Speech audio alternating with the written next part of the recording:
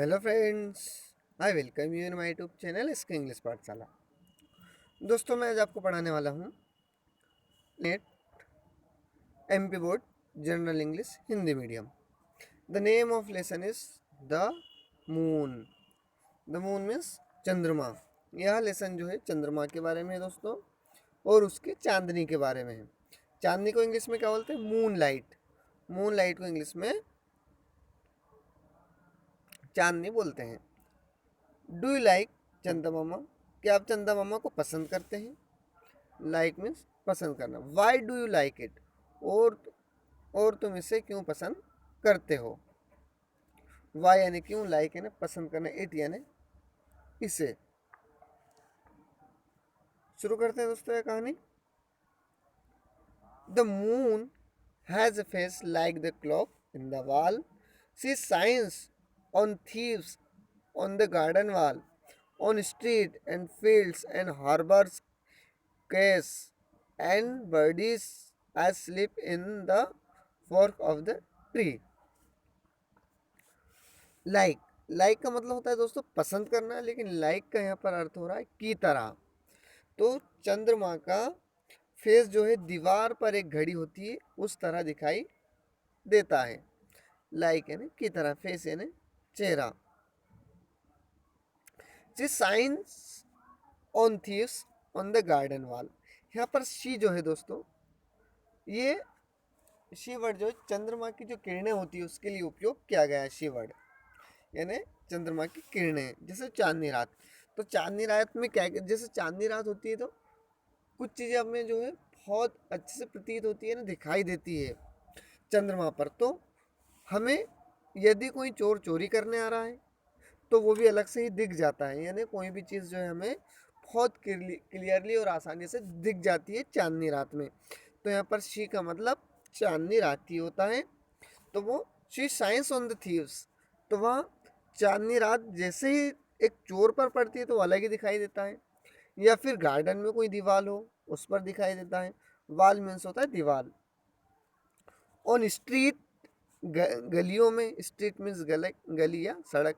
Fields यानी खेतों में। हार्बर केस, हार्बर का मतलब होता है दोस्तों बंदरगाह। बंदरगाह किसको बोलते हैं?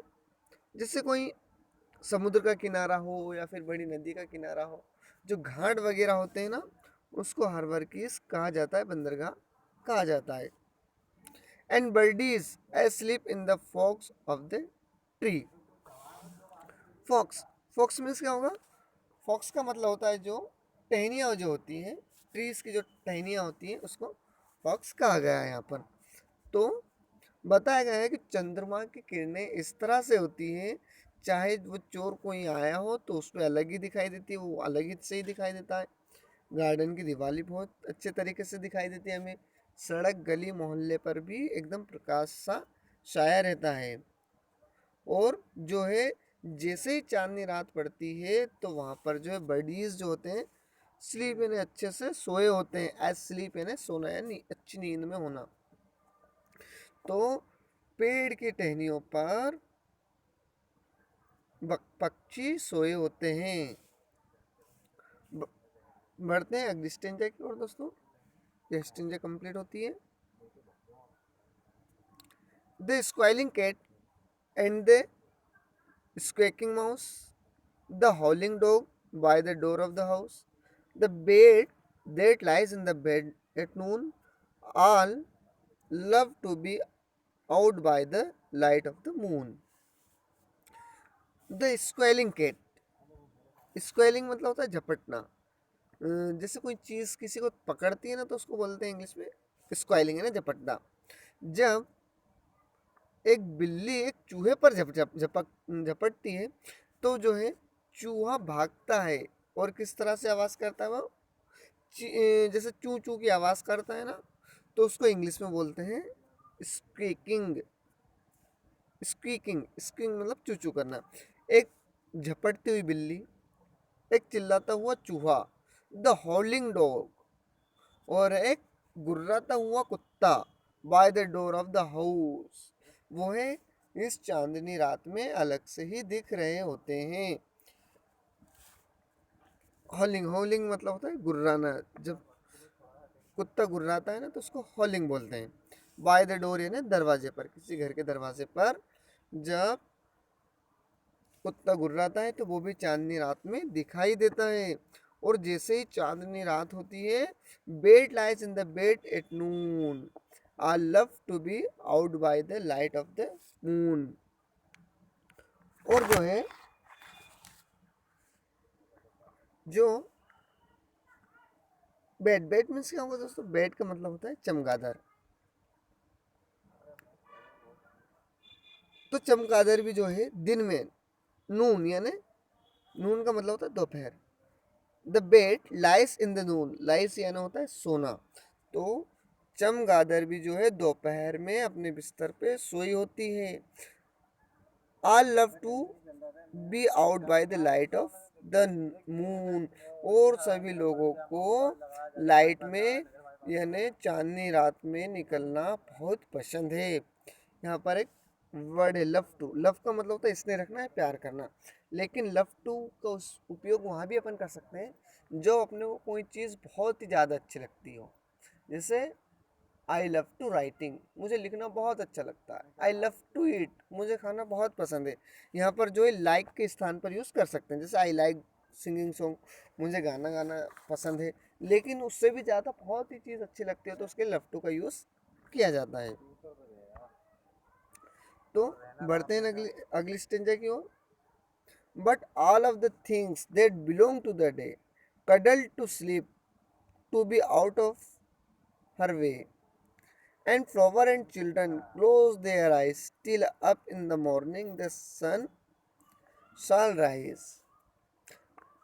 अब अगली स्टेंजा में बताया गया है जो चीज़ें दिन से जुड़ी हुई होती, बिलोंग टू का मतलब होता है जुड़ी हुई होना या की होना। जैसे यह फ़ोन किसका है?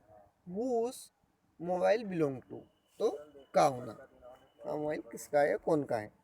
तो यहाँ पर बिलोंग टू यानी का होना या फिर जुड़ी हुई होना। जो चीज़ें दिन से जुड़ी हुई होती है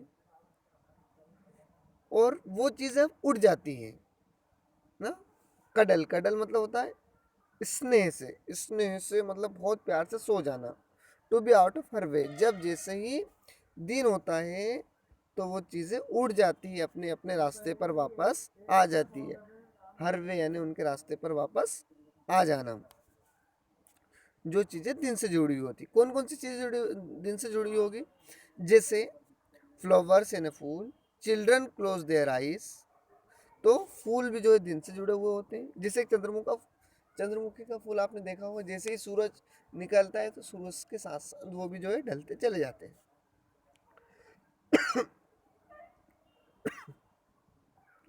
तो जो चीज़ें दिन से जुड़ी हुई होती हैं वो अपनी अपनी आंखें को खोल देते हैं। Till up the morning sun shall rise, जैसे ही सूर्य उदय होगा। सन सेल राइज का मतलब होता है सूर्य उदय होना, राइज का मतलब होता है उदय होना, और सन मीन्स होता है सूर्य। सनसेट यानी सूर्यास्त होना। And all flower and children close their eyes till up in the morning the sun shall rise. और जैसे ही सूर्य उदय होता है फिर सब अपनी आंखें खोल लेते हैं और जाग जाते हैं। दोस्तों यह पोएम जो है एल.आर.